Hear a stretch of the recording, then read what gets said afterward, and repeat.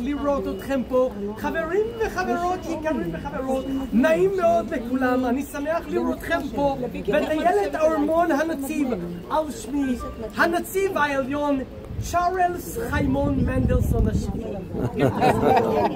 חברים וחברות, הטיילת כאמור וארמון הנציב אשר ביתי ממש באזור זה נבנו כאשר אני הייתי הנציב העליון. חיים, היא צודקת לא להתבייש, אתם יודעים, חיים הוא חברי הטוב ביותר בממלכה מאז שאני הגעתי לפה. Glory, glory, man united!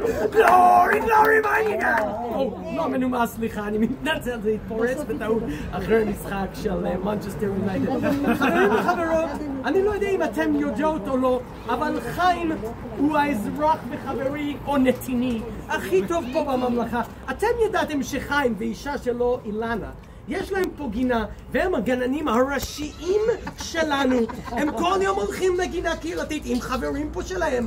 הם מכינים לכל הממלכה ירקות ופירות, צמחי מרפא, צמחי לא מרפא, צמחים בלי תולעים, צמחים עם תולעים, פירות עם תולעים. זה כבר סיפור משוגע. כן, זה חיים האיש שלנו, חברים וחברות. עוד, You will never walk alone, man united! סליחה, not polite, סליחה, רות, לא מנומס.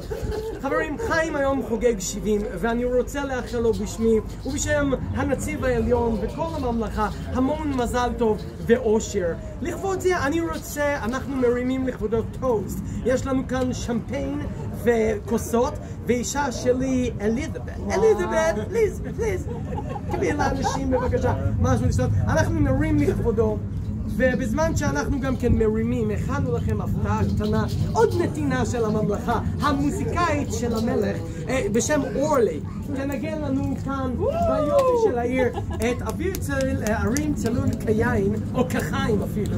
אז זה אורלי? אורלי מתכוננת, אז בינתיים כולכם עם כוסות ביד, ואנחנו